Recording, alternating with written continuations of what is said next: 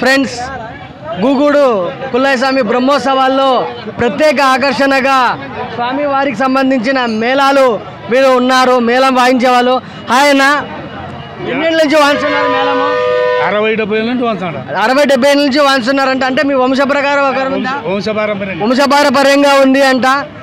మీతో పాటు మీ కొడుకులు వాళ్ళు కూడా వాళ్ళ వంశస్థులంతా పుల్లయ్య స్వామి వారి సేవలోను మేళాలో 40 మంది బ్రహ్మోత్సవాల్లో ఈ మేళాలు వాంచారంట.